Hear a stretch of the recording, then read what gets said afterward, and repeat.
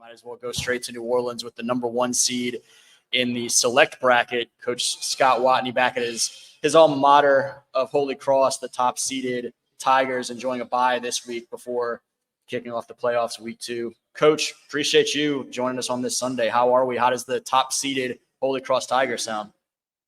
Yeah, it sounds good, man. Thanks for having me.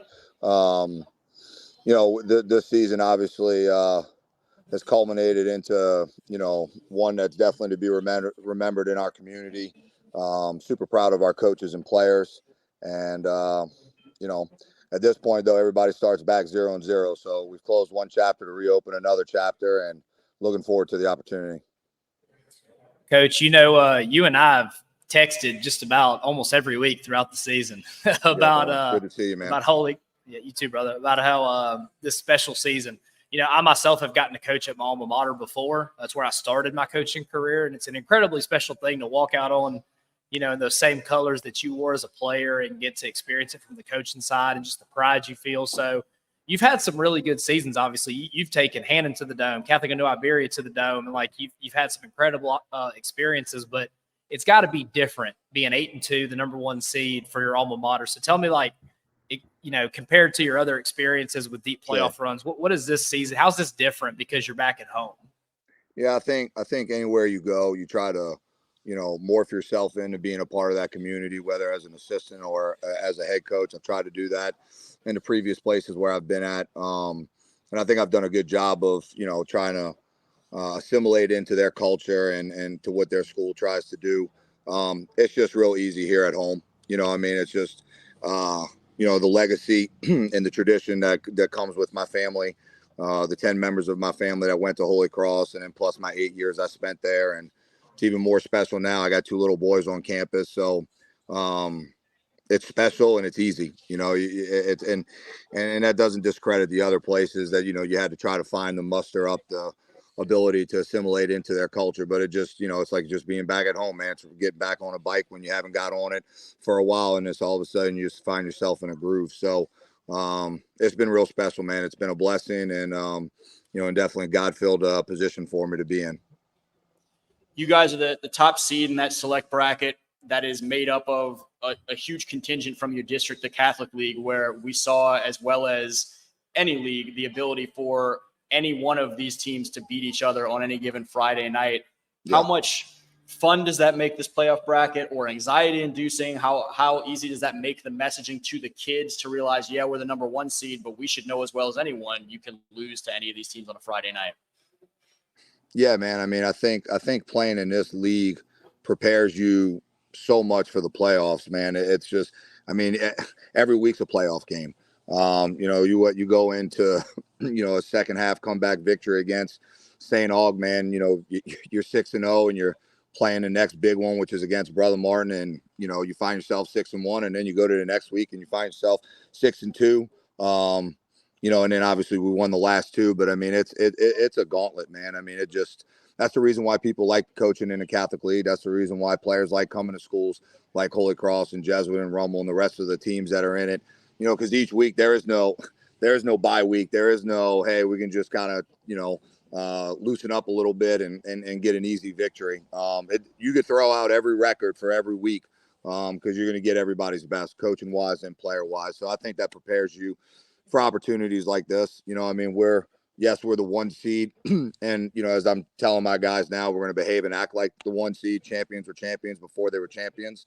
But really and truthfully, these guys have been primed and battle tested and ready for opportunities like this. So, we worked real hard to get this bye week because we needed it, because going through the Catholic League, you're physically getting tested. So we could use a little bit of rest. We're going to have a great week of practice in front of us, and then just see what happens on Friday on who our next opponent is. One of them obviously is one we're familiar with, and another one's been a staple in the state, as being a state championship contender year in and year out and being in the conversation. So we'll look at film on both of those guys this week and just kind of get a beat on, what we think we like to do against them, depending on which one we get.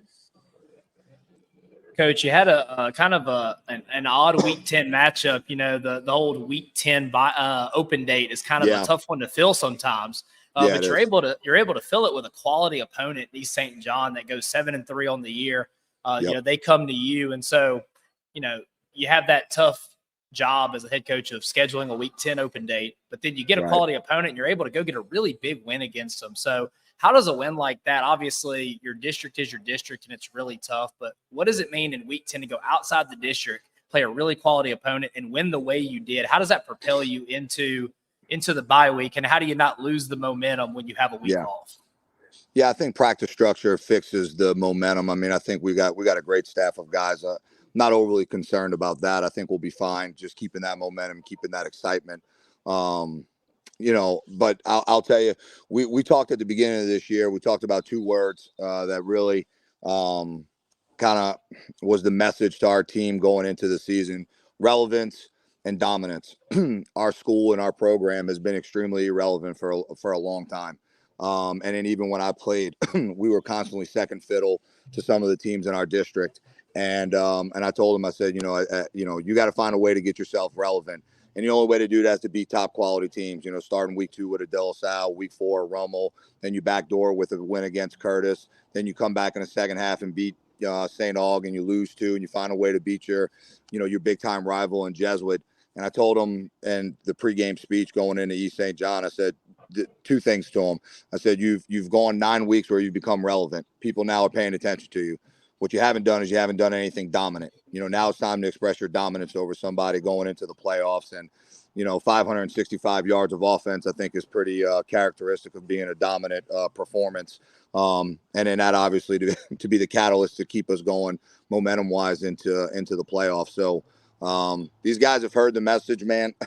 They're buying into what we're selling as coaches. And, look, if we play Jesuit, I can tell you, we won 30-0, but we felt like we left a lot of points off the board, man. We got very sluggish in the second half offensively.